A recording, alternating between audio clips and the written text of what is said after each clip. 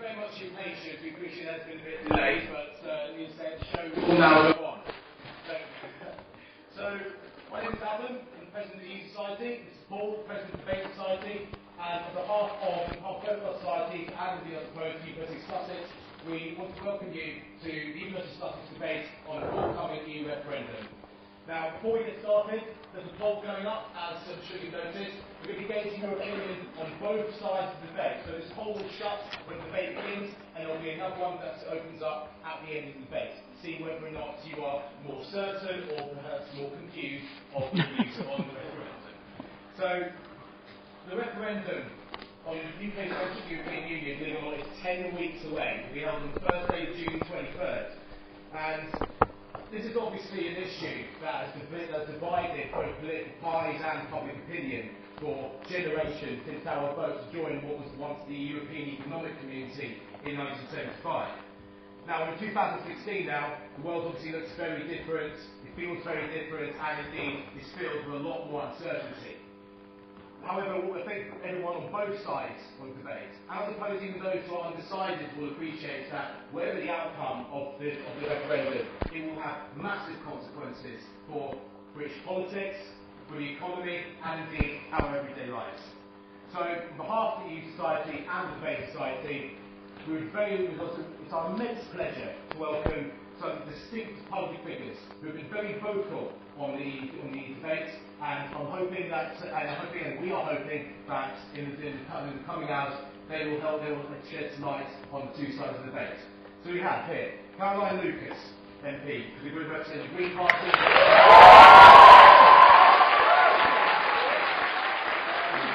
I hope they still do by the end.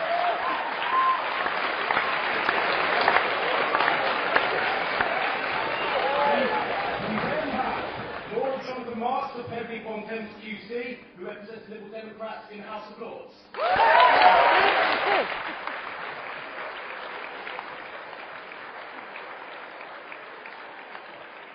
We also have John Mills, who's the Labour Party, Deputy Chair of the Vote Leave campaign and Chairman of JML Limited.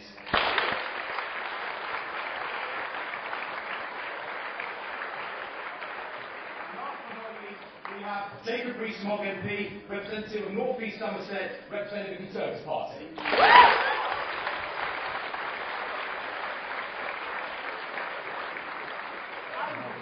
Chairing the debate, we have our very own Professor Alex Sherbiak, Professor of Politics and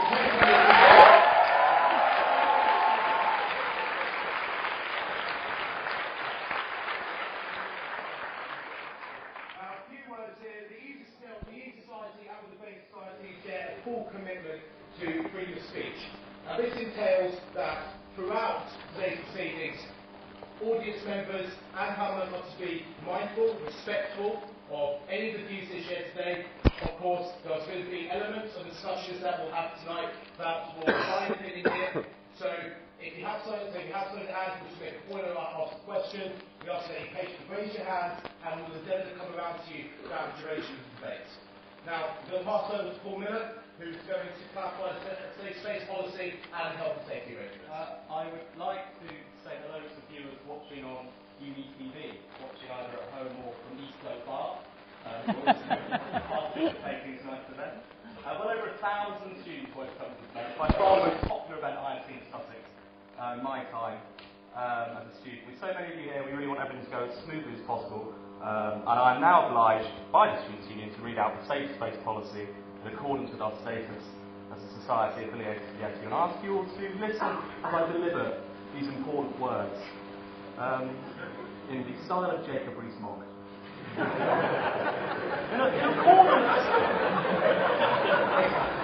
In accordance with our core values,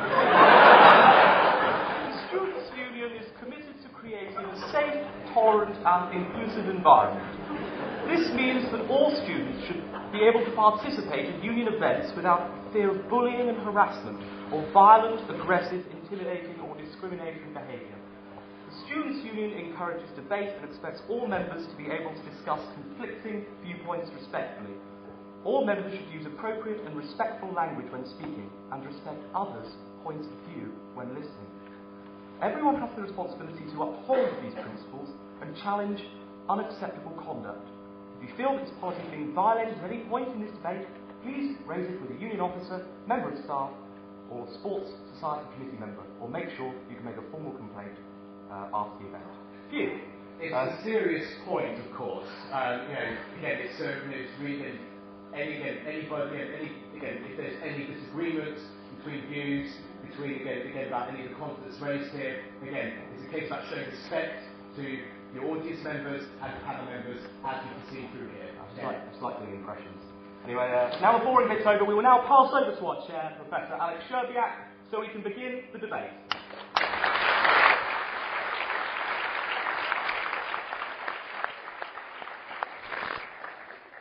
Okay, thank you. Can you all hear me? No? Is my mic on? I've got a loud voice, but it's not that loud. Okay, so thank you all for coming. Thanks for the words of welcome. It's great to see so many people here. I'm not going to say much because you didn't come here to listen to me, but to the distinguished panel members. I just want to say a few opening remarks. One of the reasons why they asked me to do this debate, to chair this debate, is because with colleagues in politics who are sat there at the front, Kai Elfman and Paul Taggart, I do work on European referendums. It's one of my kind of research areas, so I'm quite interested in this. And one of the striking things about attitudes towards European integration is that almost in any country, young people are kind of overwhelmingly pro-EU. Okay, that's the demographic that's most pro-EU in almost any country and in referendums, with students being kind of stratospherically pro-EU. Okay, so if you're kind of in any way representative of that, then I expect this to be a sort of a pretty pro-EU audience. Having said that, young people are also notoriously known for not turning out to vote. Okay, I mean this is a fantastic turnout, but your kind of colleagues who generally don't vote in referendums. It's interesting. The university has just done a survey of staff and student attitudes to the European Union, and the results I don't think are very surprising. But the thing that really surprised me is that 2/3 of staff voted in this survey, 66%, but only 13% of students.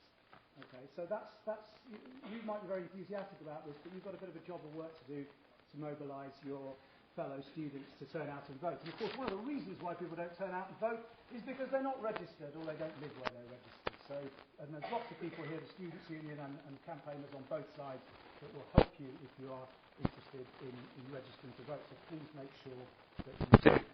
So, about this debate, I'm going to run it as a sort of a fairly free-flowing question-style type debate rather than an Oxford Union stopwatch times debate, with the one exception being I'm going to give the speakers an opportunity to make some opening remarks, up to 5 minutes each opening remark.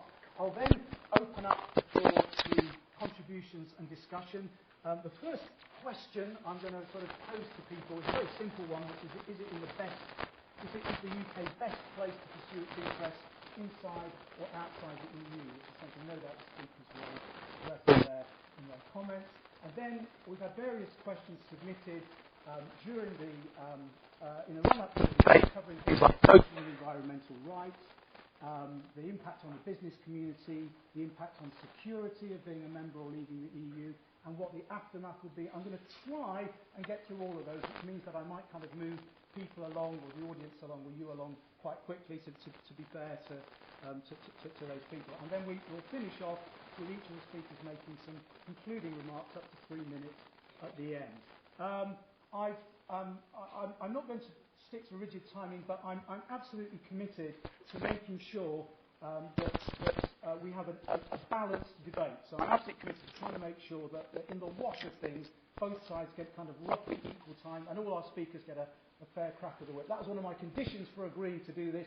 That and the fact that they gave me a gavel. I said, I'm not really going to give me a gavel, not with 500 people there. So that's it. There's no ground rules apart from that, apart from, Alex showed that safe space policy. This is quite obviously lots of people here, so it's quite an emotive issue. So, as the referees say in the boxing matches, keep it clean, basically. I mean, obviously we want lots of passion, but we also want people to use their common sense and kind of, be respectful of other people's points of view.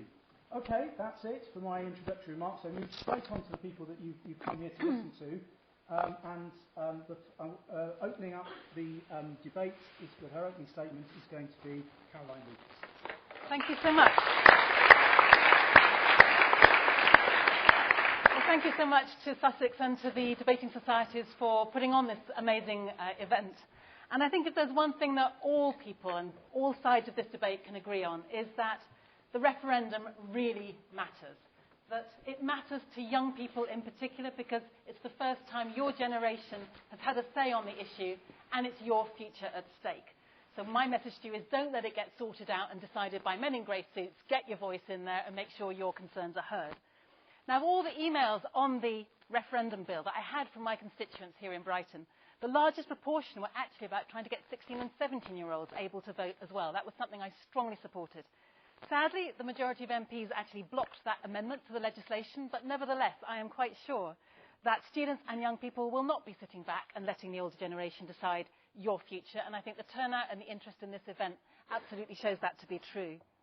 Now, you've heard a lot, I'm sure, already in your newspapers, on the radio, on the TV, about the financial and economic benefits of the EU, about the job creation, about investment in deprived areas of the UK, about funding for science and research, about high product standards that save us money and energy, and practical things like the fact that we've got lower and hopefully soon to be no roaming charges on our mobile phones when we're travelling within the EU. And then from the educational perspective, that over 200,000 students have studied and worked abroad using the Erasmus programme, that over 125,000 EU students are currently staying and studying in UK universities, enriching both their and our experience. There's a huge amount to be said about the environmental benefits of staying inside the EU, the clean seas and the clean air and the collective action on climate change. All of those things are cross-border issues. Air pollution doesn't stop at borders, and therefore working together on environmental issues is absolutely key. And the same is the case for workers' rights as well. Now, I'm not saying that there wouldn't be any workers' rights if we weren't part of the EU, of course not. But the EU has helped us to go further and faster. And crucially, if you're going to have a single market, then you have to have a floor of minimum worker standards. Otherwise, you'll find corporations trying to play one country off against the other, and you'll see a lowering in workers' rights and standards. So all of those things are certainly the case. But from listening to students and young people in Brighton, it's clear, I think, that EU membership is about more than simply a kind of transactional calculation. We've got to do more than just spell out the material benefits of EU membership, although they are many. I think we've got a real opportunity here to say to a generation, many of whom are disaffected, who've given up on voting, that this is the decision of your generation. Your vote counts every bit as much as everyone else's. And I think our responsibility is to set out a vision for the EU which people can believe in and vote with conviction. And that vision is about the freedom of movement. It's about broadening our horizons by living and working abroad. But it's also about solidarity, about working with our European neighbours to protect our shared future against war, against climate change, against the dominance of global corporations. Now, of course, the EU isn't perfect, but you know what? Neither is Westminster. There needs to be more transparency and accountability at the EU, just as there needs to be in the Houses of Parliament as well. And I think it's exciting that there is now a pan-European campaign for reform that was started by or at least it was spearheaded by the former Greek finance minister, Yanis Varoufakis, and the DM movement that he's founded. But it means in countries right around the EU, people like us are trying to put forward ideas that are going to reform the EU and make it into the vehicle we want it to see. So it needs reform, but I can't think of a single major international challenge that we face today that would be easier to solve if we left the EU. On peace and security, on climate change, the refugee crisis, international terrorism, we are stronger if we are working together with our neighbours. It is a fantasy, I think, to think that we could replicate those advantages if we were outside the EU. And so the question, I think, before us today is really about our identity. It's about how we think of ourselves. The question isn't just about what Britain can get out of being in the EU. It's not just about material wealth. It's about what it means to be part of the EU for everyone. It's about the character of our country and the kind of people that we are and our place in the world. Those are the things that will be on the ballot paper on the 23rd of June. And as a member of the Young Greens told us at our party conference last month, and I'll just end with this quote, they said, This referendum isn't about David Cameron. It's not about his renegotiations. It's not about the internal wranglings of the Tory party. It's about us as young people saying, this is our future. Here's the kind of future we want to see. Here's the kind of Europe we want to see. Let's take it in our hands.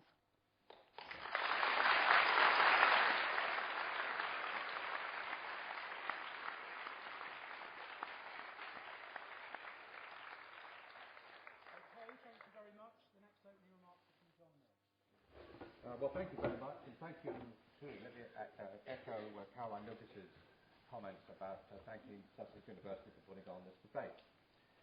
What I'd like to put to you is this, that the advantages which we're told come from our membership of the European Union tend to be very general and contentious, where you can put an equally valid argument up on all sorts of issues around whether we're going to be safer, whether we're going to be more prosperous, whether we can get treaties with other countries and all the rest of it. Whether we're in or out, I don't think makes a huge amount of difference to our capacity for doing that. And I think if you start from assumptions which are very pessimistic, you produce very pessimistic outcomes, and if you start from being more optimistic, you get a more optimistic outlook as a result. And I don't think, honestly, at the end of the day, most people are going to be very convinced one way or the other by these sort of arguments. But on the outside, on the lead side, there are much more concrete and specific issues that motivate people. And let me run very quickly through what they are. First is, the European Union is extremely expensive for the UK. The gross amount we pay in every year is about 19 billion. By the time you've had some returns in expenditure in this country, the net amount is about 11 or 12 billion. And that is a huge sum of money. It's about a third of the total amount of money we spend on primary and secondary education. The second issue is around borders. I think one of the successes of the European Union initially was the free movement of people that you had with the initial members, all of whom were at roughly the same living standards. I really think it works much, much worse when you have a huge economic gradient between Eastern Europe and Western Europe. And I think there's a large number of people in this country who feel really concerned about the impact that the large-scale migration from these countries has had on wage rates. The third is whether we really want to lock ourselves more and more closely into the European Union because of what it's done.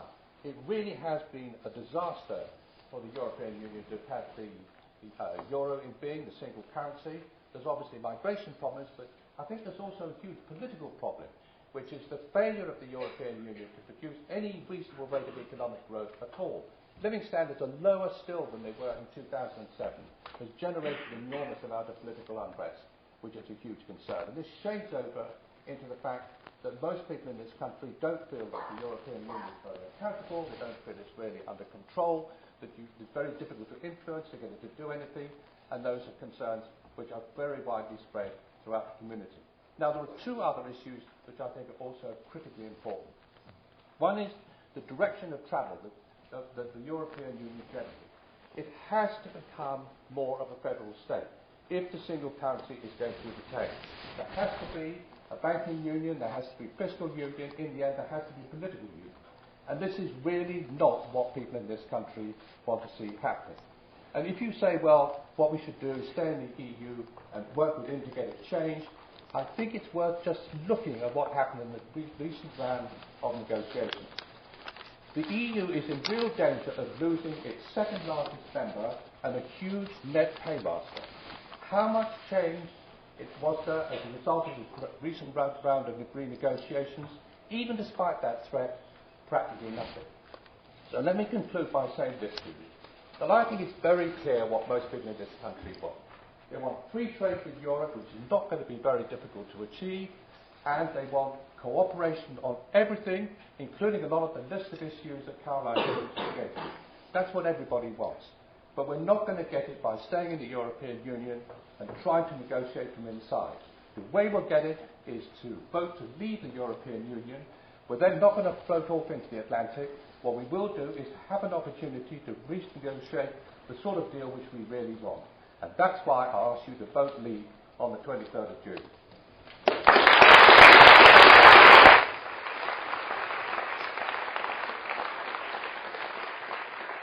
Okay, thank you very much. Lord Marks is the next speaker. So what then is the EU about? It's about prosperity, peace and security, freedom and shared values, our environment. It's about prosperity because roughly half our external trade is with the EU. More than 3 million jobs depend on it. Not just that, we are a bridge for the outside world into Europe. US banks, Japanese car makers make their European bases here because of our language, our legal system, our services. Would they stay if we left? No, they'd go to Frankfurt, Brussels, Paris, Poland. And would we get trade deals with the EU? Frankfurt and Paris would love our financial services. Others would compete for investment in manufacturing. And if we did get trade deals, we'd have to comply with EU regulations with no say in making them. And to accept freedom of movement, which Vote Leave claims we'll get rid of. And they would take years to negotiate, years of uncertainty and lack of confidence. Listen then to the banks, the unions, university academics, the IMF, on the risks of Brexit to the economy. It may not be unanimity, John, but it's a pretty overwhelming majority. That is not Project Fear, that's Project Real. Europe's about peace and security, because the EU has brought us 70 years of peace among ourselves, because my generation of Britons will not see our children go to fight in European wars, because the world out there is more threatening than at any time before in my lifetime. Threatened by Putin's Russia, aggressive in the Crimea, Ukraine, Syria, and let's not forget a civilian airliner shot down with Russian missiles. Threatened by Daesh in Iraq and Syria and in Libya and elsewhere, and by international terrorism everywhere. We have a massive refugee crisis crying out for a shared European response, humanitarian but practical and achievable. Should we leave to pull up the drawbridge and turn our backs on refugees? That, frankly, would be disgraceful. The EU gives us a partnership internationally. The EU, under Cathy Ashton's leadership, led on agreement with Iran on nuclear power. It gives us cross-border cooperation between our security services, the European arrest warrant, working together against terrorism, serious international crime, the scourge of cybercrime. Cross-border evils require cross-border solutions. It's about freedom and shared values, the freedom to travel and study, to work throughout Europe, to live anywhere in Europe. Yes, there are 3 million EU citizens living here, French bankers, German scientists, Polish builders, Romanian hospital workers, all helping Britain thrive in Europe. But there are also 1.2 million Britons overseas in other EU countries, living by similar rules and laws and similar standards of education and social welfare. If we left, all that would go, and we'd probably lose Scotland as well. It's about our environment. Nearly all our regulation on cleaner air, on carbon emissions, on water pollution, on waste management comes, yes, from the EU. Again, supranational problems requiring supranational action. Who can believe we would have achieved in Paris on climate change the agreement we secured without the EU working together to persuade others to come on board? So I say, for all its shortcomings and imperfections, which we can work to change, we can do more to create a better, more prosperous, safer, freer, fairer and greener world as part of the European Union than we ever could on our own. Okay,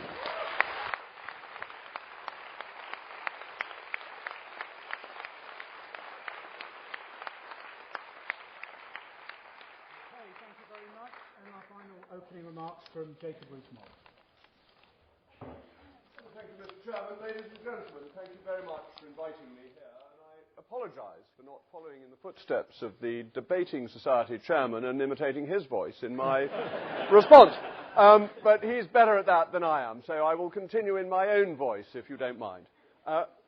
It's a very, very important argument, without question. The 23rd of June will be one of the most important days in determining our nation's future for a generation.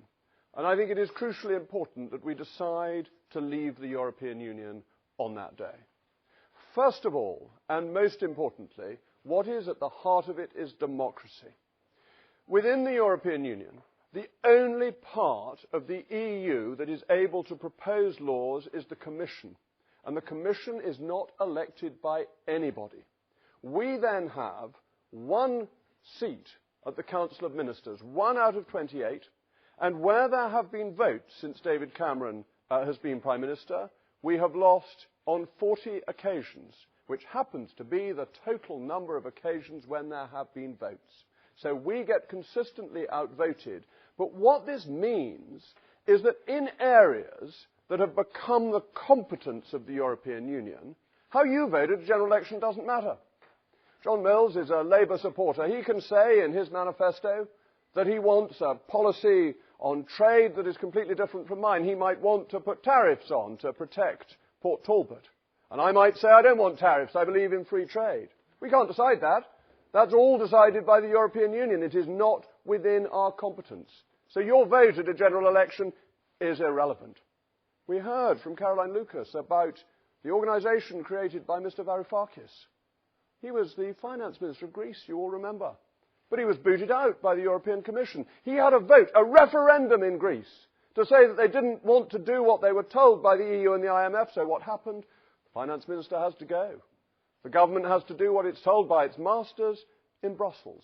That, ladies and gentlemen, undermines your fundamental democratic right to have the government you choose if you're Greek. But it happens here too. In the areas of competence, the EU rules. Let me take the issue of ladies' sanitary products and the VAT on them. To get that reduced, the Prime Minister had to get the permission of 27 other heads of government and of state.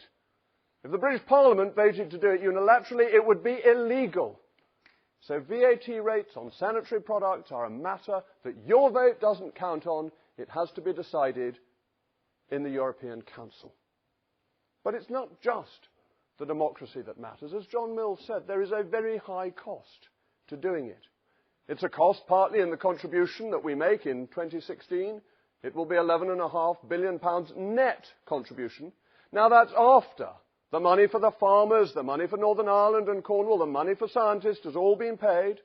And after our rebates come back, there's £11.5 billion of your money that goes to fund European projects. If we saved that, it would be the single biggest cut in the deficit since 2010.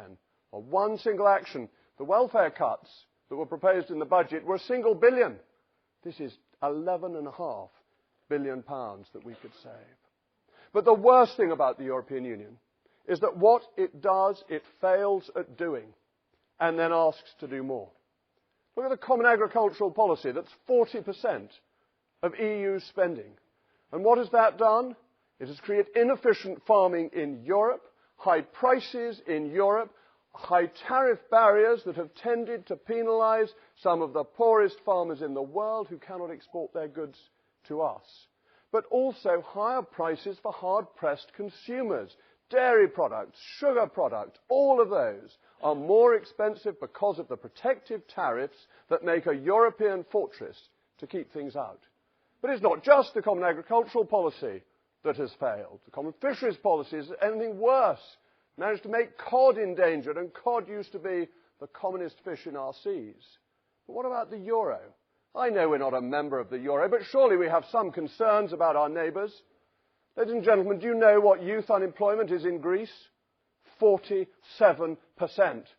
47% crushed under the heel of the European Union, enforcing policies on them that have ruined that economy and which were forced upon them because actually the Eurocrats wanted to drag Greece into the euro for symbolic and political reasons.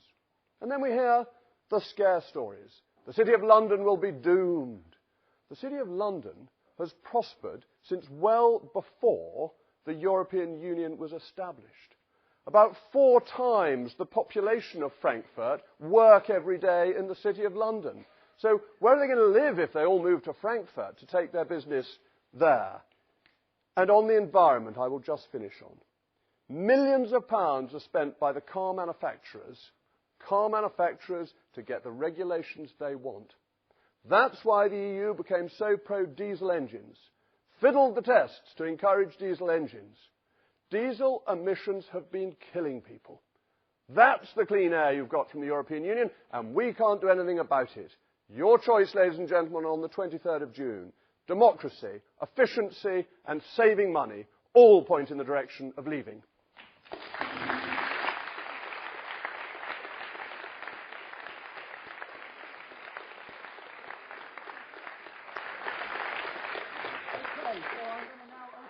for a round of questions, a few questions and comments. Who would like to start?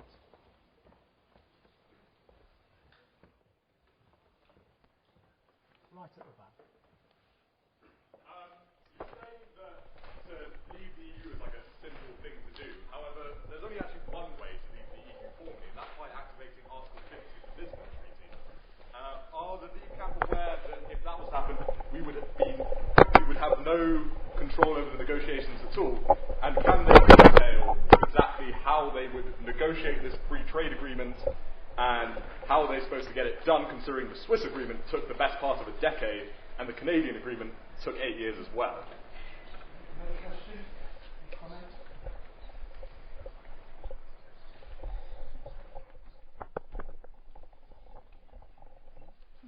Somebody over there.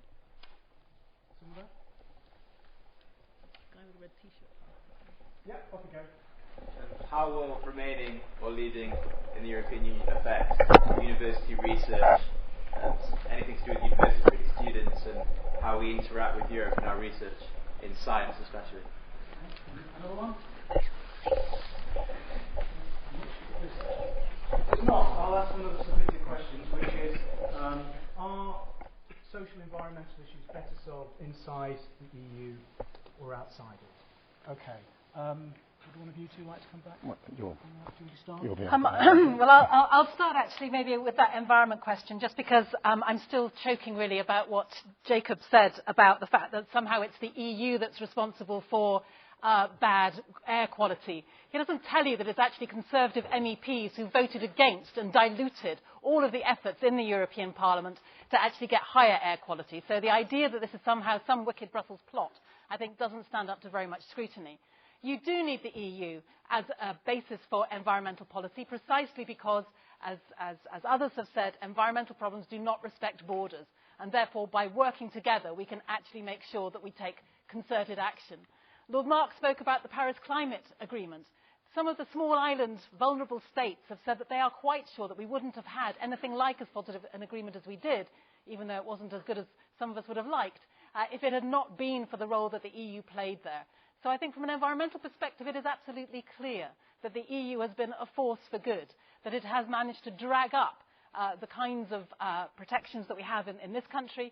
And if you look at some of our most precious spaces, then it is EU protection that is far more powerful than our own protections. In other words, the Habitats Directive, the Birds Directive, those are much stronger than any of the kind of domestic protections that we have.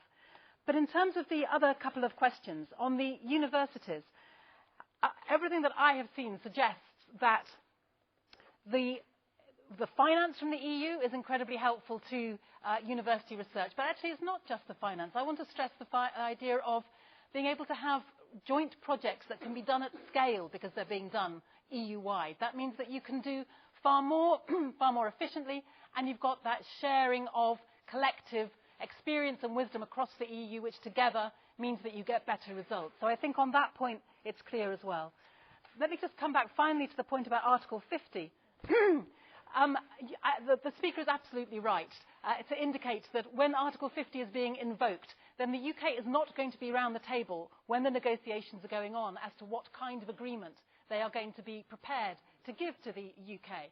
So basically, we will not have a say over that process. And the idea that we're going to be treated with great kindness, I think, is a little bit fanciful.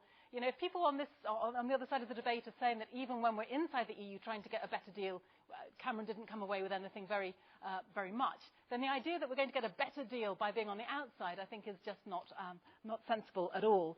If you go down the route of being a Norway or a Switzerland, essentially, if you still want access to the single market, then you have to accept free movement of people. You have to pay into the budget.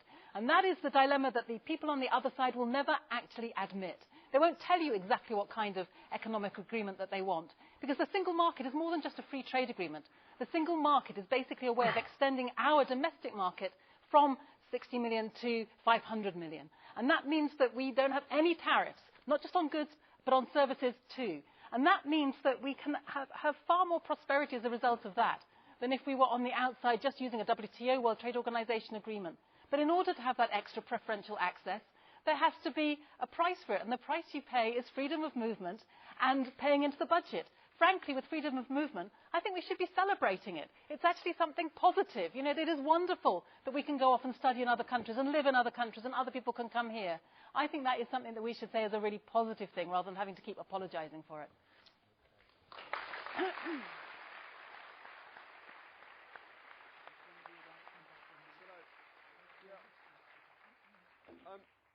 Ladies and gentlemen, I thought it might be useful to read out some of the text of Article 50 on the Treaty on the Functioning of the European Union, because this explains the point. It's Article 50, subsection 4. For the purposes of paragraphs 2 and 3, the member of the European Council, or of the Council representing the withdrawing member state, shall not participate in the discussions of the European Council or councils in discussion concerning it. What that means is that we negotiate with the European Council about how we leave, but we are not in the Council negotiating with ourselves.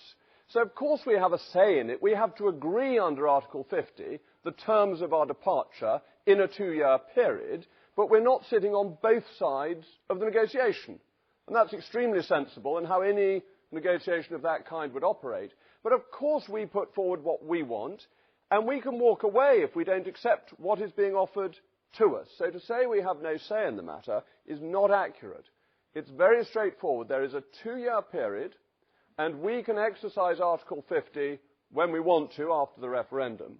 But there's also Article 8, which is important, which establishes that the European Union, as a matter of treaty, will conduct friendly relations with its neighbours.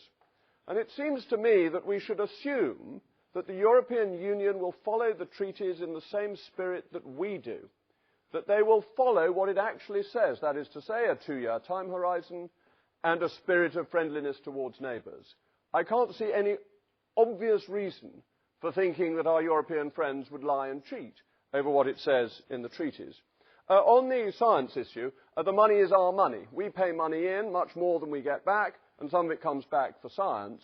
But science is international. It's not just European. And this is one of the key things. Europe is the narrow focus.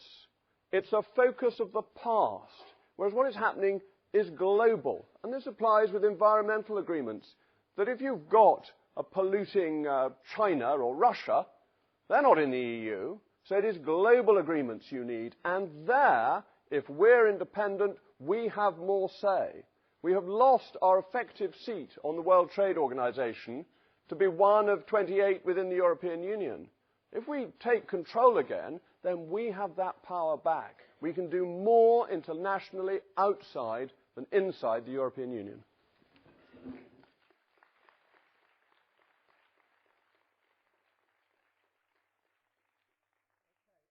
Take a few responses to that.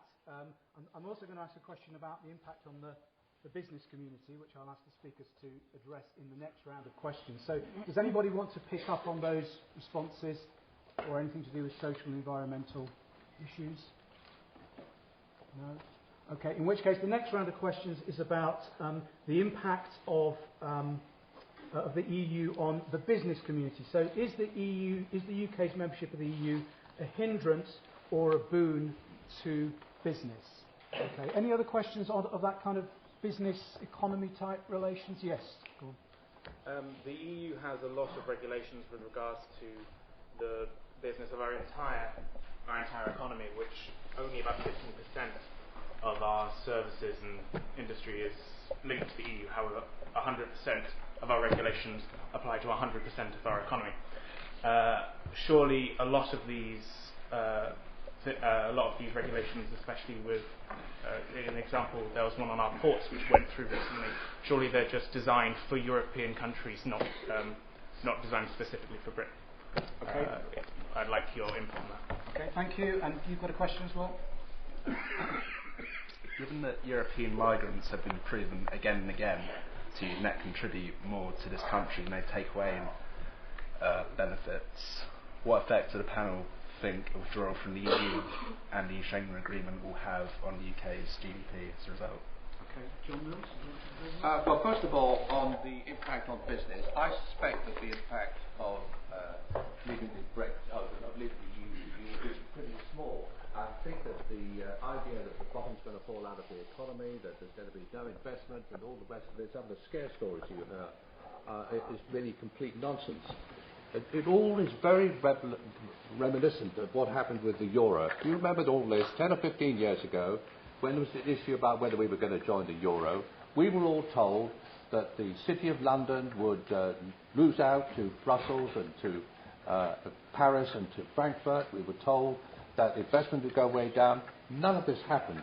My strong feeling is that if we have Brexit in 2000 and this year, then what will happen is the business will continue very substantially as it was. I think that the serious studies that have been done suggest that if post-Brexit the UK economy pursues a pretty internationalist, open economy strategy, that the GDP is likely to be higher than it otherwise would have been. If it starts becoming protectionist, it will be lower. But the differences are always comparatively small. On regulations, I think that one-size-fits-all regulations from Brussels, not a great idea. I think that, as indeed with the policies you were talking about just now, Chair, on social and environmental issues, a lot of these issues either involve cooperation, which is perfectly possible whether or not we're members of the European Union, or they really are better taken locally than they are in Brussels rather than in Westminster. As regards migrants, it's absolutely true that if you have young people in their 20s coming to the UK, they pay more in to the exchequer than they get back in benefits. That's absolutely right. What you don't take into account, if you look at just those figures, though, are the capital side of all this. If you divide the total accumulated wealth of this country, which is about £8.5 trillion by the population, you finish up with a figure of about £130,000 per head. If you have net migration of this country coming in at 300,000 or so a year, you need to spend 300,000 times 130,000 every year just to avoid the social capital getting diluted down. I can tell you we're spending nothing like that. And that is why there is a big problem in this country with pressure on schools and hospitals and roads and all sorts of other facilities. So you need to think very carefully on the migration issue, not just about the current account of benefits being paid in and coming out, but what this is doing to put pressure on all these services that this country needs to have protected, and we're not doing it at the moment. Okay, would not.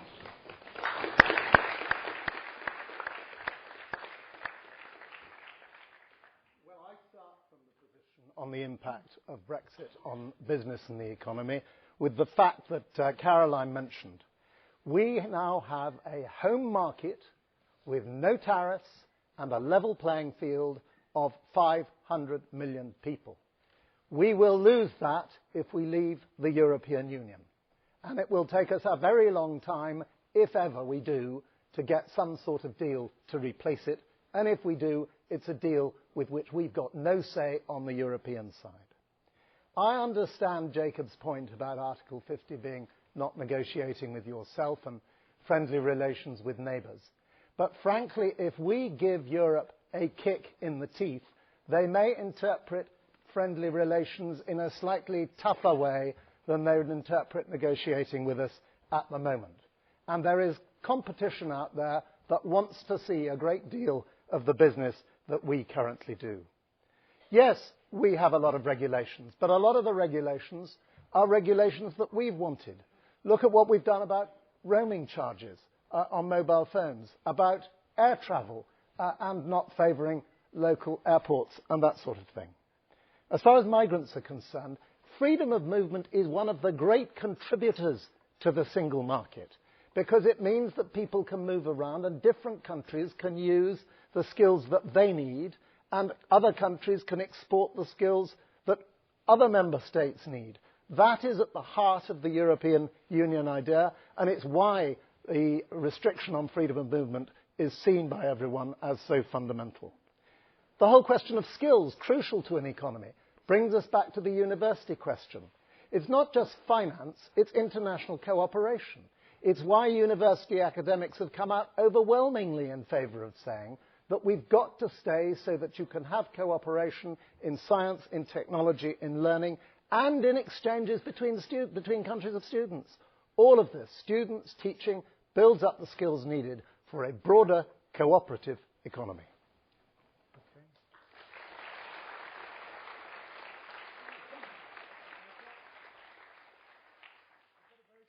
Question has been submitted beforehand for Caroline Lucas, which I'm going to slot in at this point. But before I do that, are there any other business or economy type questions? I'll slot one. Yes. Yeah, I'll respond to John Mill's point saying that migrants are coming over putting pressure on our schools, hospitals and stuff. But actually, if they are contributing, our schools and hospitals depend on migrants from the EU working there. If they are making a net contribution to our economy, that is causing growth. That growth can be used to provide additional funding for schools and hospitals. I wouldn't say we should be blaming migrants for putting pressure on these services. We should be looking at how the rich are paying less than tax. They're avoiding tax. There's a lot of money out there in our economy, but we're not putting it into services enough. We're letting the rich get away with it.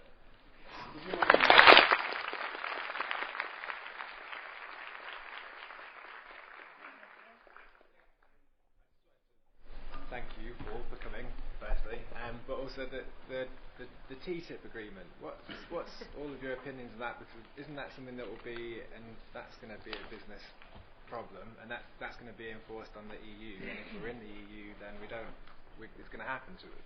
So I thought Caroline in particular is someone that's against that, and I also am. So could you just let me know what your opinions on that are? Coincidentally, that's actually the specific question.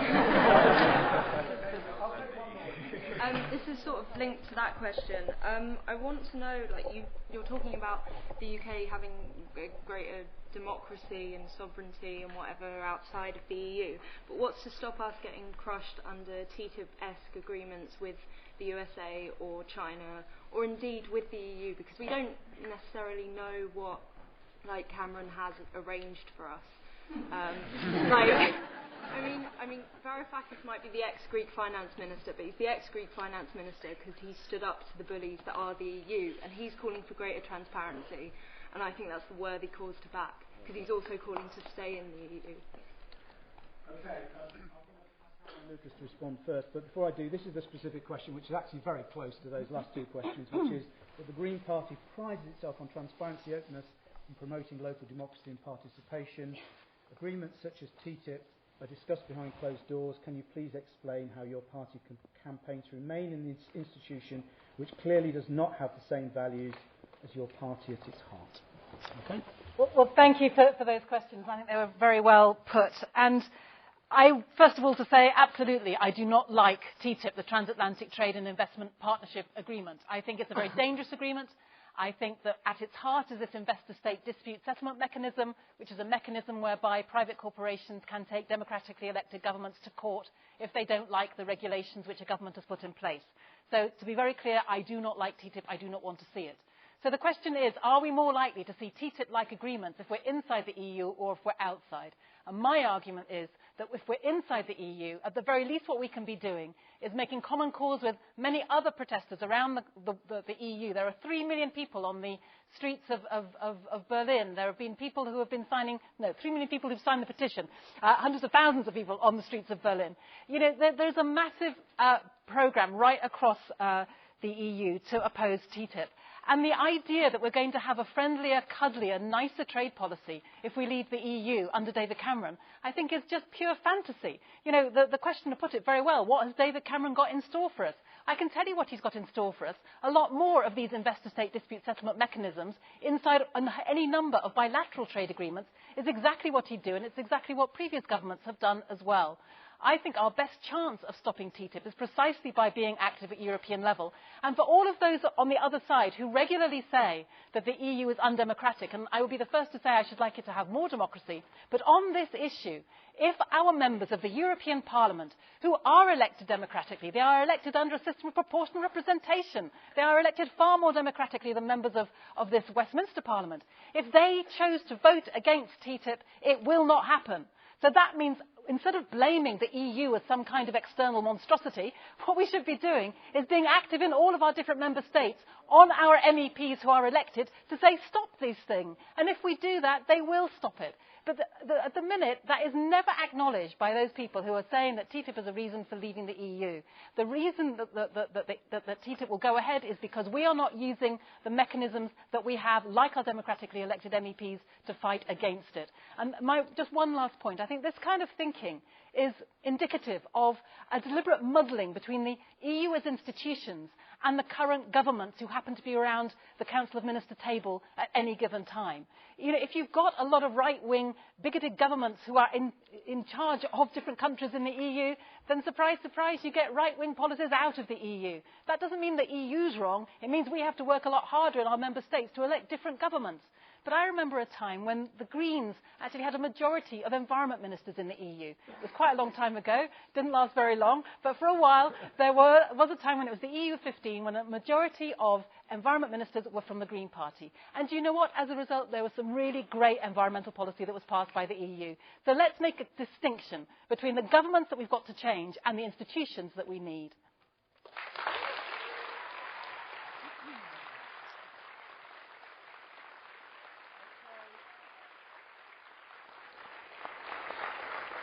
John Mills is going to come back on that.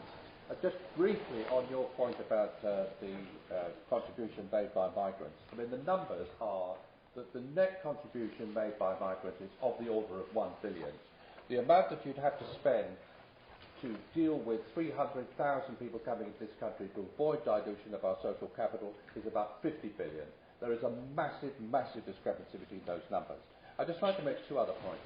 One is that you hear a great deal about the fact, or the allegation, that if we weren't in the European Union, we wouldn't be able to sell to the countries that are not Britain in the European Union.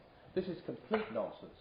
Trade happens because people want to buy the goods and services which are on offer.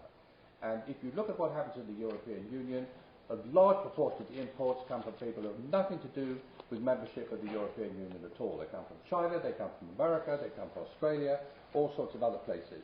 It is completely wrong to mix up necessity, the membership of the single market with our ability to trade with the EU. And this is why this 3 million job issue is just a complete and utter red herring, totally discredited, incidentally, by the people who put this forward in the first place. Finally, just on trade treaties, there is an argument, I think, that if you are a really big organisation like the EU, that it gives you more clout in terms of negotiating treaties. Unfortunately, it also has a big, big problem, which is it's very difficult to coordinate together 28 different countries all wanting the same thing. The French want protection for their cinema industry, for example. We're very concerned about the National Health Service. Now, it's actually much easier and quicker for smaller countries or individual countries to negotiate trade deals than big ones. This is why Iceland has a trade deal with China, and we don't. We don't have trade deals with China, we don't have them with India, we don't have them with Australia, we don't have them with the United States. And the reason is because of the cumbersome nature of trying to negotiate these sort of trade treaties if you've got 28 different states all trying to operate together. So I think this is just typical of the sort of case that you tend to hear for remaining in the European Union. There just are arguments on both sides. What you've got to concentrate on where the shoe really pinches on some of the things I mentioned earlier on. And that's why I think we'd be better off outside the European Union. Okay.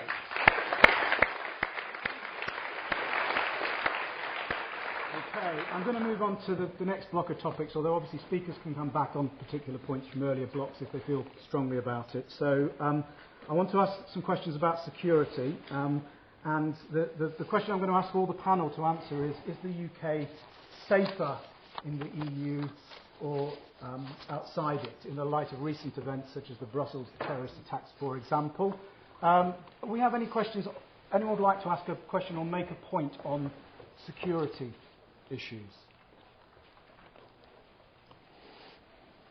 No? Okay. Do you want to come in on that? Yes, let me start with the security issue. I have to say I am simply left baffled by the idea that the Leave campaign have been peddling, that Britain would be safer from international terrorism out of the EU because somehow the terrorists wouldn't come here. That is palpable nonsense. It didn't stop the 7th of July attacks. It won't stop attacks in the future. We are seen as part of the West. International terrorists hate a great deal of what we stand for, and they are determined to destroy our way of life, whether it's within the EU or out of the EU. What we get from the EU, though, is international cooperation. Cooperation between our security forces, cooperation between our police, cooperation, and there ought to be better external borders, but we're not actually so concerned about the border issue because we're not, and we never have been, in Schengen. So we do guard our borders, and we have good security services, and we've been lucky enough to foil many attacks so far, though not all of them.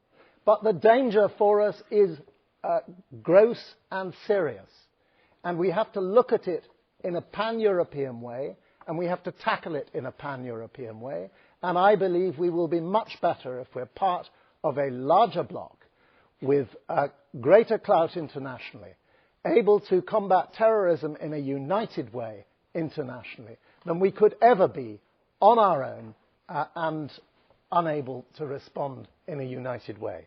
And if I may come back on the same style of topic, on this business of trading with the EU, the reason why we are better inside the European Union from a trade point of view is to do with competition. Of course, no one's saying you can't buy from countries outside the EU. People do it all the time.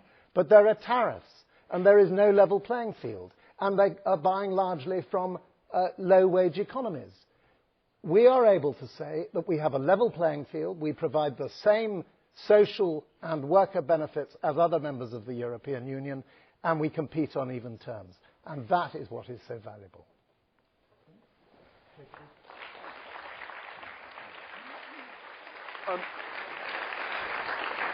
On the issue of security, security goes way beyond the European Union.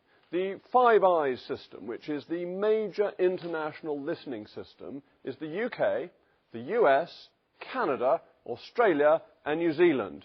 A lot of its work is done at GCHQ in Cheltenham, and that is absolutely fundamental to our security, to try and pick up terrorist traffic. But within the security issue, the next most important thing is control of your borders, that you want to be able to refuse admission not just to people who you're certain are guilty, but of people you have questions about, to keep them from coming in. And likewise, when you come back from the European Union, you go through a different customs channel. You go through a blue channel rather than through red or green.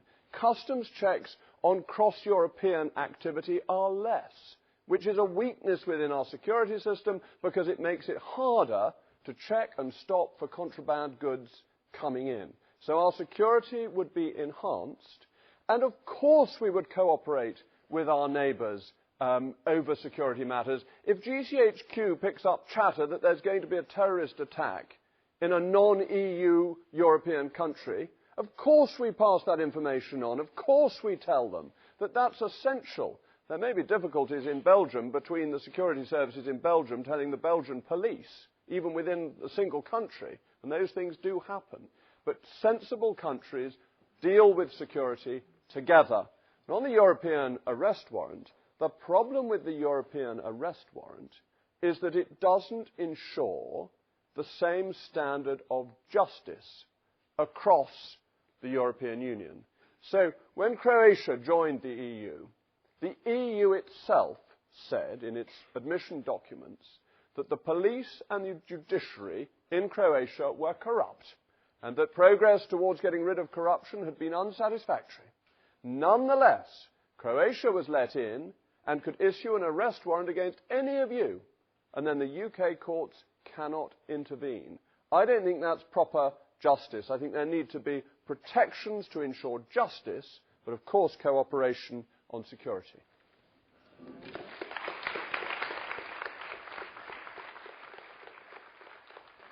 Security points anyone wants to make? Yes? I mean, I find it quite problematic when the question of security is wrapped up with the question of refugees, actually, because I think, quite frankly, the disastrous Western foreign policy in the Middle East, you know, the bombing of Afghanistan, the bombing of Iraq, the bombing of Syria, has actually led to the creation of groups like Daesh and the refugee crisis. But I think also with this whole debate, I think we have to be quite honest about it. I'm quite disappointed with the fact that actually, what did David Cameron hold up as the bastion and his, the real mantle that he had the debate in Brussels with? It was actually the fact that he was going to freeze benefits for migrants to 7 years. And I find this a disgusting racist policy. And I suppose my question is to Caroline Locust and those people who stay in, how are you going to distinguish yourself from those racist policies that David Cameron is pushing out? And where was the EU when we had the disastrous vote to bomb Syria? Yet once again, this is leading to the refugee crisis, but also making the world a much more dangerous place. And I don't think the EU as an institution plays really much role clearly in making the world a much safer place over these kind of issues.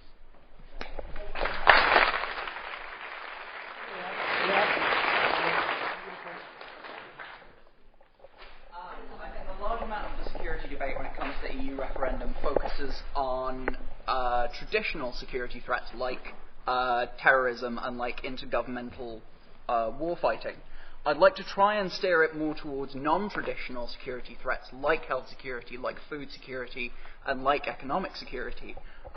Specifically with respect to the international health regulations passed by the WHO in 2005, explicitly prohibiting bans on both travel and trade and border closures when a public health emergency of international concern has been called.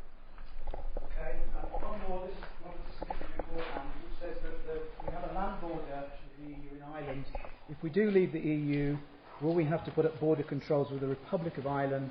And if not, how will we stop people from entering the UK through the back door? So, Caroline Lucas, do you want to come back?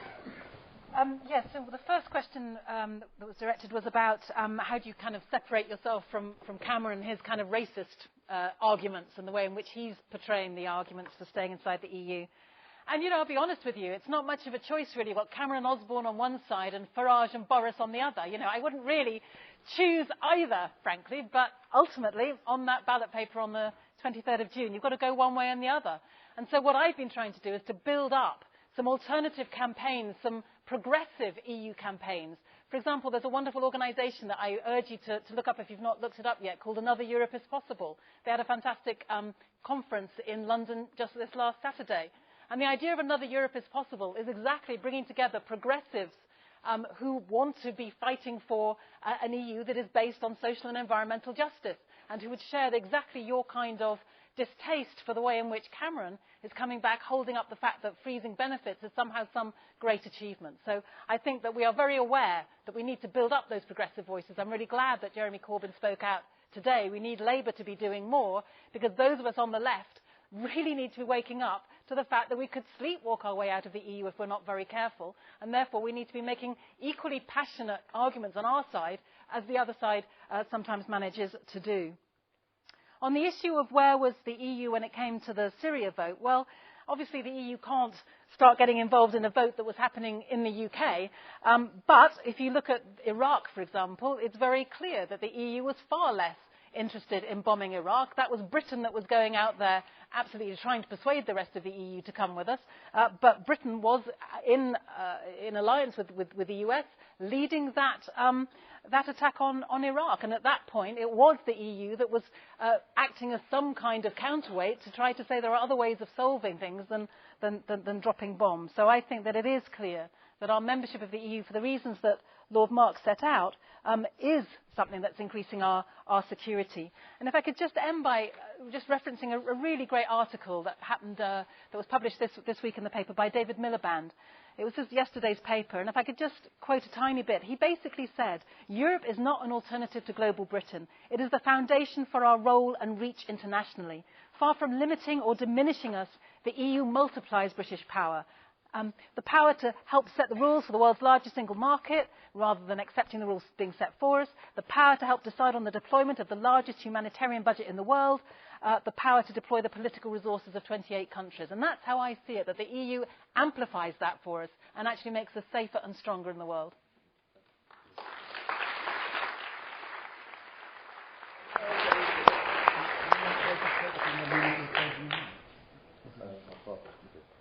Okay.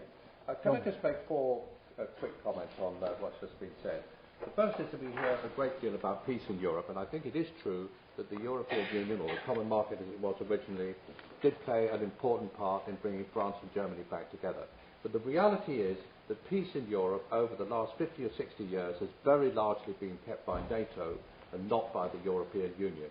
And indeed, if you are interested in military matters, I think one of the threats that there is that NATO starts unravelling because the EU has been talking about developing a military force of its own, but because defence expenditure is so low in so many countries, now you may think that's a great idea in some respects, but in terms of defence, if you're worried about security, it's not a great idea.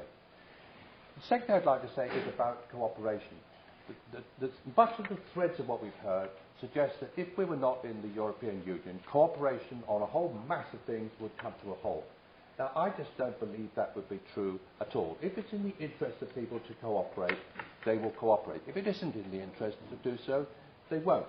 And I think that you'll therefore find that cooperation on all these educational matters we heard about, and research and development and all the rest will continue, and the notion that it won't is just simply scare story stuff. On Ireland, there has been a free border between Ireland and the south and the north ever since 1923, when Ireland became an independent country. Right the way through the Troubles, there was never a border between North and Southern Ireland. And I think the idea that, and this of course antedated the time when Ireland was a member of the European Union, and of course we were as well. So I think the idea that what you'd finish up with is a border between Northern Ireland and Southern Ireland if we left the EU is absolute nonsense. Finally, on this whole question of influence, do you think that Canada is a less important influence on international affairs than California? Do you think that Norway, not in the European Union, is a country of no significance internationally? The answer is that you don't necessarily have to be big to have influence. And you don't certainly need, with a country of 65 million people as we've got here, to fear for the fact that we would have no influence in the world. I think the trouble that we've got is that a lot of the time we're working through the European Union with many other countries who don't necessarily agree with what we've got, and our influence gets diminished. We have 8% of the votes in some of the councils of Europe and about 12% in another, and we get outvoted quite a lot of the time.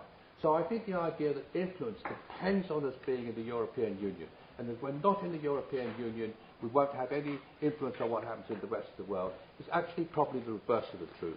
In relation to the size of the country, I think we'd have more influence if we were outside than if we were inside.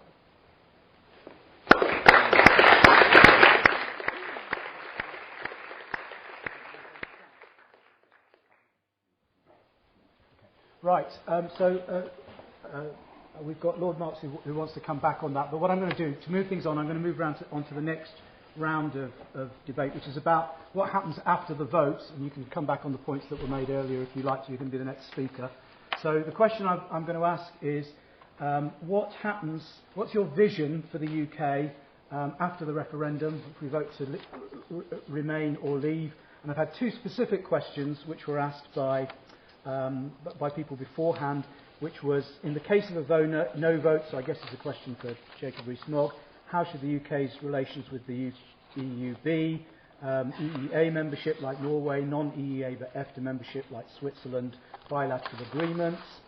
And there's a second question, which I think is probably for both sides, which is somebody saying, if we cannot get more substantial reforms by threatening the nuclear option of leaving, how are we likely to get more significant reforms after we've committed to the EU for another 40 years?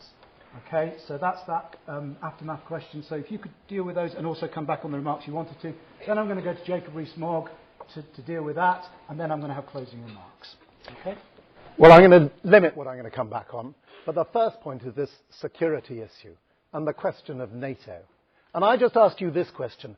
Why do you think that the United States, our staunchest ally, is so keen to see us stay in the European Union and across the board? For security reasons, for economic reasons. And why do you think that Putin wants us to leave the UK? That is to destabilise us and destabilise Europe. And I'll just add this, and I'll come back to it. The debate so far is all about what's good for Britain. It ought also to be about what's good for Europe and the rest of Europe.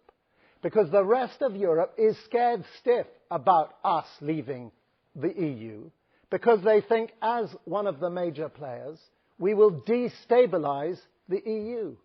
And it's all very well for the Vote Leave campaign to say, well, we should be considering British interests. But ultimately, our interests lie in having a stable Europe, having neighbours that have a politics that works, having an international position that works and that has a decent voice in the world. And that is what Putin wants to get rid of. As for Ireland, the idea that you can have Ireland in the EU and us out of it with no border, well, it shoots in the foot the idea that there is border control and we take back control of our borders if we've got an open border with a country that has freedom of movement within the whole of the rest of the EU. If they're allowed to get into Ireland and then you can walk into Britain, you just have to take a plane to Shannon or Cork or anywhere else. So it doesn't seem to me that that idea works at all. As far as after the vote is concerned, I think this is a crucial question. And Vote Leave just haven't answered it. Because the answer is, we don't know. And the tragedy is, nor do they.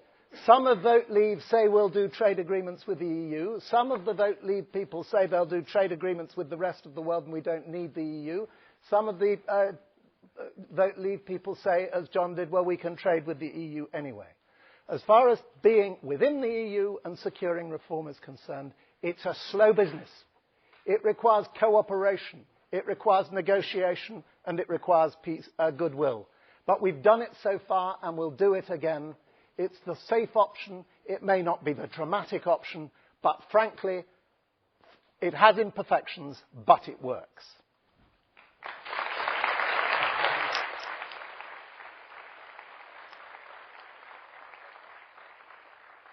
By the way, is slipping out. He has to do an interview, and he's hoping to come back and do his closing remarks. So Jacob Rees-Mogg, just on the aftermath question, please, and anything else you'd like to come back with. Thank you. On the two specific questions, the UK's relations afterwards, this is where Article 50 is crucially important. The 2-year period to negotiate a British deal that will suit our interest and Europe's interests. And there is a provision for that not succeeding. And if it doesn't succeed, we are a member of the WTO, which has an average tariff of 2.5% on manufactured exports. So there's a fallback position if the first position, the 2-year renegotiation, fails. On the question of more reforms if we voted to stay in, well, no, there won't be more reforms if we vote to stay in. That it will then be a commitment to further European integration, that we have had our go at reform. We got very little out of those negotiations. And if you vote, ladies and gentlemen, to stay in the European Union, you are voting for the EU to be a fully fledged federal state. That's the big decision that is being made. And it's worth adding in those terms, the gentleman at the back made a point on migration, which I thought was of the greatest importance. I hugely disliked the discussion we had on migration during the renegotiations, suggesting that people came here purely to get a few benefits to basically swindle the British taxpayer. I thought it was absolute nonsense. People who come here are brave, courageous, admirable people who very often leave their family behind when they come here to work hard and send their money back home to look after those families. I have the greatest admiration for people who have that gumption and courage. And to talk about them as if all they were interested in was a few pounds of benefits was, I thought, disrespectful to their human nature. And I thought it was wrong and not the true reason for what was happening. On Ireland, Ireland is not a member of Schengen. And therefore, people have to show passports when they arrive in Ireland. We have travel arrangements with Ireland that predate our membership of the European Union. So Ireland would not be a free-for-all. It would be perfectly possible to continue with historic arrangements to ensure that there wasn't a great loophole in the way people could get into the UK to leave us in just as bad a position as we are currently in. Sorry? So what about the blue tunnel that you talked about earlier? Well, the blue tunnel, there would be our ability, as we had during the Troubles, to have people inspected, that it's not a border that everyone has to go through every day, But of course, for security reasons during the Troubles, we kept a very close eye on the border to try and stop gun running and things like that. It's not inconsistent to have a border that people can pass through, but you're keeping an eye on. And the idea that this is suddenly going to be the way in for any EU member state citizen who wants to come to the UK is ridiculous. They'd be able to come to the UK directly. They'd just have to show a passport. We'd be able to do security clearance. It would be like Americans coming into the UK. It's perfectly possible and reasonable to do that, and it would be much easier for them to do that rather than to come through Ireland. And if they were doing that, you might be a bit suspicious of them. Keep a lookout in case that was the criminal coming through. And I just want to answer a very good point on the WTO and rules in the WTO. The difference between the WTO and the EU is that if the WTO finds against the UK, that is not British law. If the European Court of Justice finds against the UK, that is British law. So if there's a judgment of the WTO we don't like, we can refuse to implement it. If there's a judgment of the EU we don't like, it is our law. There is nothing we can do to stop it, and that is the crucial difference. I'm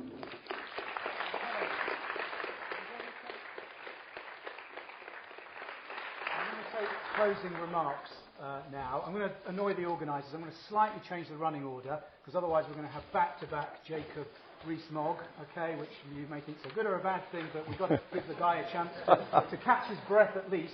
So I'm going to ask Lord Marks to make his closing remarks. 3 minutes, please.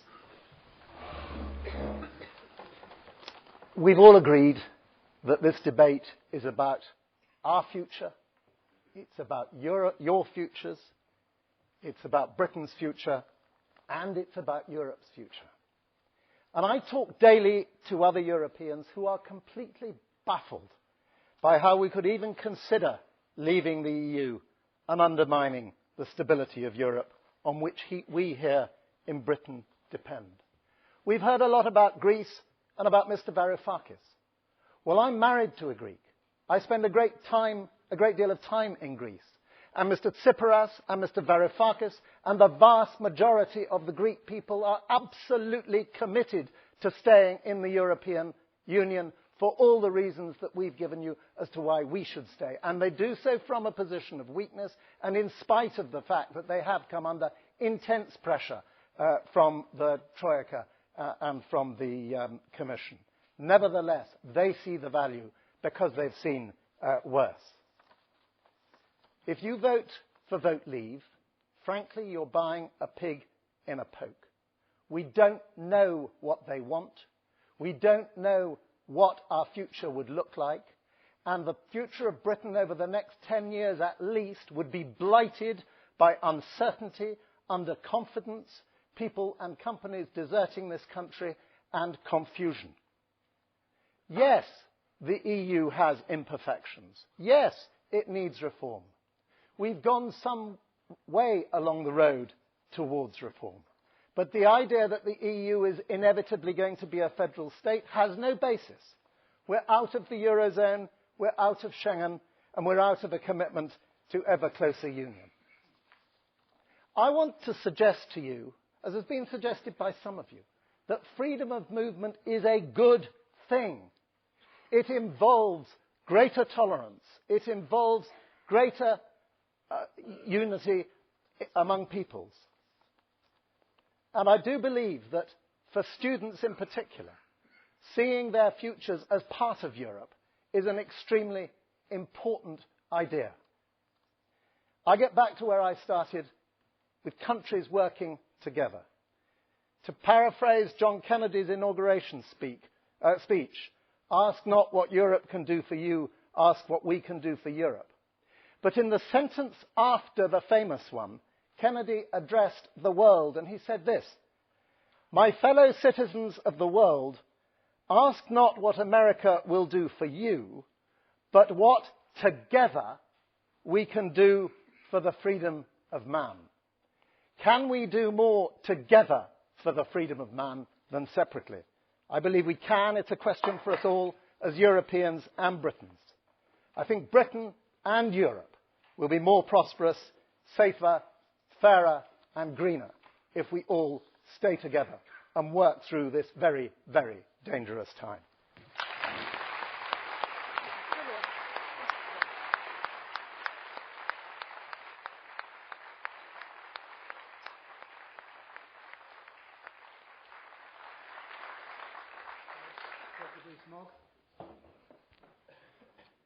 Ladies and gentlemen, the European Union is a state. It has the symbols of a state, the flag, the anthem, the parliament. It has the laws of a state that are our laws, even if we don't vote for them. But it is a failed state. What it does and what it goes on to do has not served its peoples well. We tried for reform. I wanted the Prime Minister to get bold reforms, and he returned with thin gruel. If, with the threat of us leaving, we got so little, you see how low the chances are of fundamental reform. But if we leave, there is a chance that the European panjandrums will take it seriously, will at last realise that what they are doing is an elite scheme that has removed itself from its peoples and that it needs to re-engage with electorates. Our leaving could be the shock that makes the EU take reform seriously. I agree we have a duty to our neighbours. We have a duty to our neighbours to help them prosper. We have a duty to our neighbours to help them be free and democratic. And actually, I think we deliver on that duty by leaving and encouraging them to introduce their own reforms. But for us, it is about democracy. It is about your choice. I get the impression that this hall is not very fond of TTIP. If the UK is on her own, I might stand for election, I probably would stand for election, arguing for something like TTIP. And Caroline would argue against it, and you, ladies and gentlemen, could vote for which you wanted. And if I got in and I introduced TTIP and you thought it was rubbish and all the scares came true, you could chuck me out. And thank you.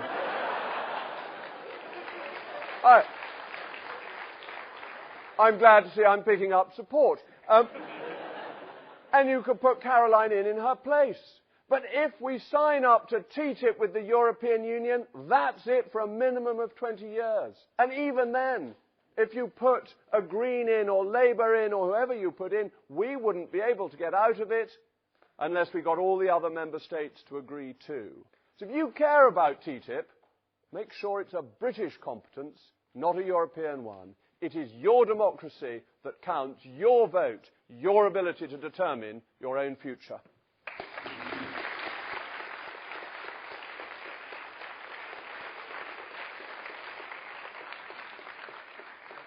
I'm going to give Caroline Lucas the floor. I'm hoping John Mills will be able to come back in order to make his closing remarks. If he doesn't, I'm going to balance things out by giving you a final. An even debate. Double deal. Okay, right. Caroline Lucas. Thank you very much. Well, sadly, when it comes to the debates on the EU, there are a lot of myths and misinformation, and I'm afraid you've heard quite a lot of it from the other side tonight. I think that it's been summed up, really, by Jacob coming back to this issue of TTIP and telling you that somehow a British TTIP is going to be so much nicer and cuddlier than an EU TTIP. I say again that, yes, democracy matters, and it is precisely a point of democracy that you can choose to vote against TTIP by making sure that your MEPs, your elected representatives, do that on your behalf. I come back to the fact that they are elected through a PR system, a proportional system. MPs are not. There are many ways in which the EU is in fact more democratic than the system we have now. The very fact that we are having this debate, choosing whether or not to stay inside the EU, demonstrates that democracy is at its heart. We can make that choice. And I want to argue tonight that we need to stay inside. I want to argue tonight that by staying inside, that doesn't mean there's a loss of sovereignty. It means that we are pooling a certain amount of sovereignty in order to be able to achieve more things by working together. And I think there's something actually quite moving and important about the choice to do that. You've heard myths and misinformation, unfortunately, about the costs of the EU as well. Because when you factor in the rebate, when you factor in the money that goes to farming, and, you know, Jacob might say, well, let's not spend that money on farming. I'll tell you what the future of our countryside will look like if we don't spend money on farming. We won't be able to protect our lovely countryside and the kind of more extensive farming that we have in the UK. We won't have a farming industry in the UK if we're not supporting it. So we're going to be spending money, I hope, whether we're inside the EU or not. But it will not be money that can somehow be used for something else that Jacob might have up his sleeve. But if you factor in all of those things, the rebate, the money that's already being spent in ways that benefit us here in the UK, then in actual fact what we're talking about is a cost of £17 million a day. That's what the EU costs us. Maybe that sounds a lot, but it's the equivalent of 26 pence a day per person. That is half the price of a Mars bar, to put it in our language. So I think it's really clear that this is good value for money. And on the economics, we've heard nothing about what is going to replace the relationship that we have with the EU. But what we do know is if we're outside of the single market, any other relationship we might try to have with the rest of the single market will be a less favourable one, because we won't have the preferential access. We will be paying tariffs of some kind. And not, on that side of the table, they've not been able to tell us anything about what that's going to look like. But I want to come back to something in closing that I think is, for me at least, almost more important than anything else that we've talked about so far tonight. Because I think we need to recognise that our continent has had an incredibly conflict-ridden past. That the EU was born out of the wreckage of the Second World War. And it wasn't born in some kind of European think tank. It was born out of the blood and bones of people who died in this continent in that war, and died before that in the First World War, and died in many wars before that. And however cumbersome and however frustrating and however annoying the EU is, and I absolutely agree that it is. I've been a member of the European Parliament. I've seen how frustrating it can be. But how amazing is it that we choose now to try to deal with our problems through discussion and debate rather than through bullets and bombs? I don't think we should be complacent about the future. I don't think that we know that it's going to be safe and secure, but I do know that if we stay with the EU and work with our neighbours, we have a better chance of being safe and strong ourselves and being able to export those values to the wider world as well. Great. Well done. Lovely end.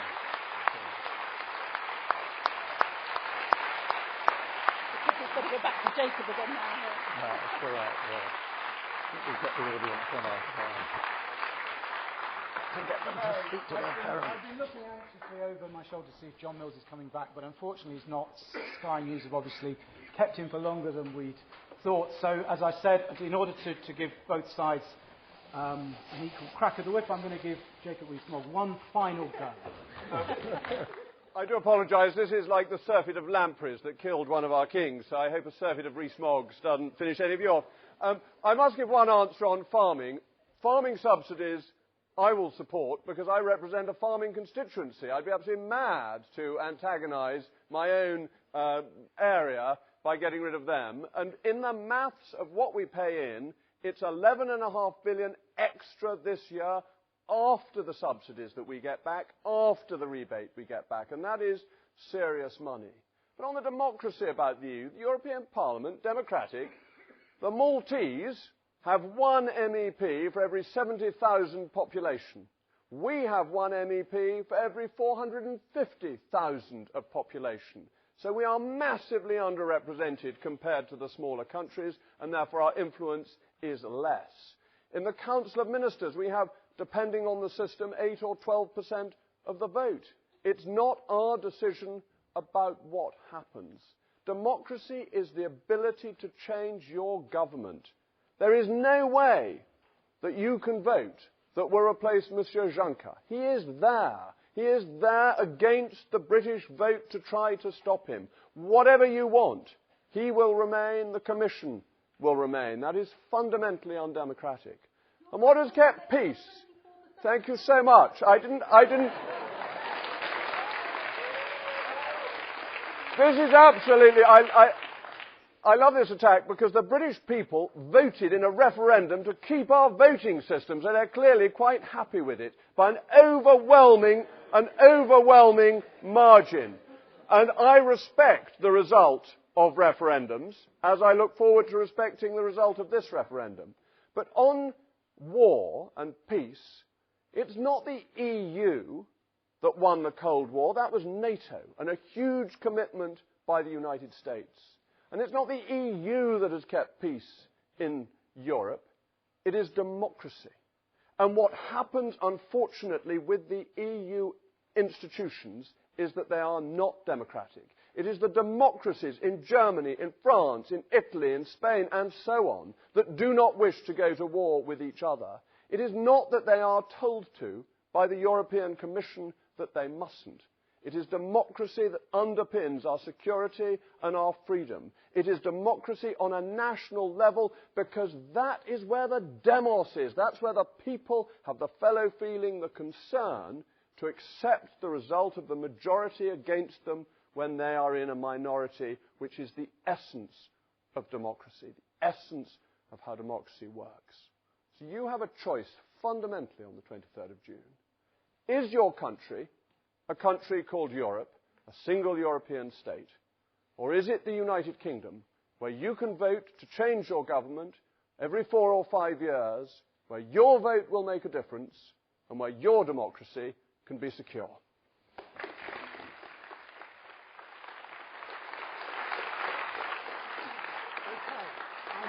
I'm going to hand over to the organisers in a minute, who are going to thank the speakers and sum up. But before I do that, I just want to make a few concluding remarks. I'm not in any way going to try and summarise the debate. That would be complete insanity on my part.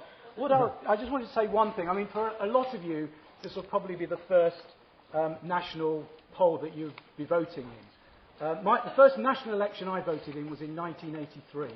At that time, the overwhelming majority of the Conservative Party were in favour of the European Union, except for someone called Teddy Taylor, who none of you have probably heard of. The Labour Party was standing on a programme of leaving the European Union without a referendum, I think the UKIP, I don't think, had been born. The Green Party, well, we heard about the Green Party in Germany. I think it was, a lot of us still thought it was called the Ecology Party back in 1983. In every single election since then, I've been told, and I was told, that this is the most important election that you're ever voting in, and I'm not sure it's been true.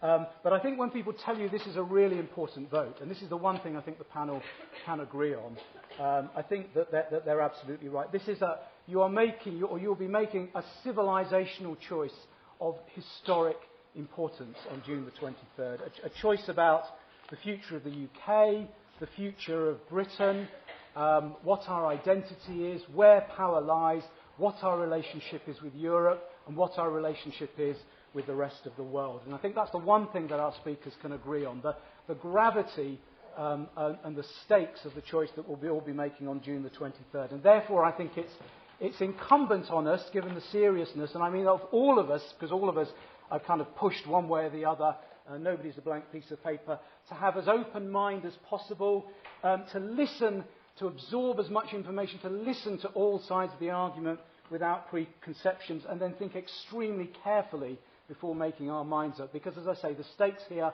are really high, and it's going to be, the choice, I think, that quite possibly that your generation is going to make. Okay, thank you very much. I'll hand over to the organiser.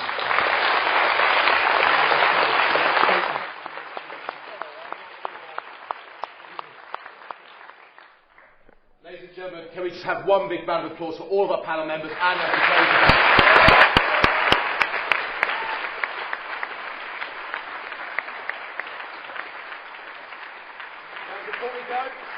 Before we go, just once more thank, on behalf of the E-Society and the Debating Society, want to extend my thanks first up to UniTV for being very kind in filming the debate and offering us technical advice up until just this very moment. I also want to thank, on behalf of on both our societies, Professor Alex Sherbiak for his superb commitment to chairing the debate this week.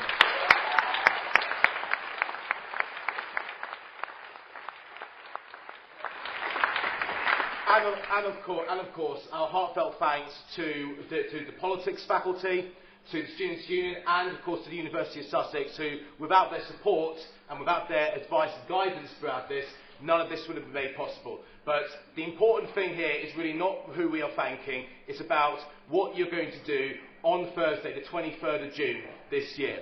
And in order to help you make your minds up, when you leave this lecture theatre, in an orderly fashion, I expect, there will be literature from both the vote leave and the Remain side for you to get into, as well as voter registration forms. So thank you all once again very much for coming, and we sincerely hope that this has helped you make up your mind, or at least maybe start that journey towards helping up your mind in that crucial day. Thank you very much.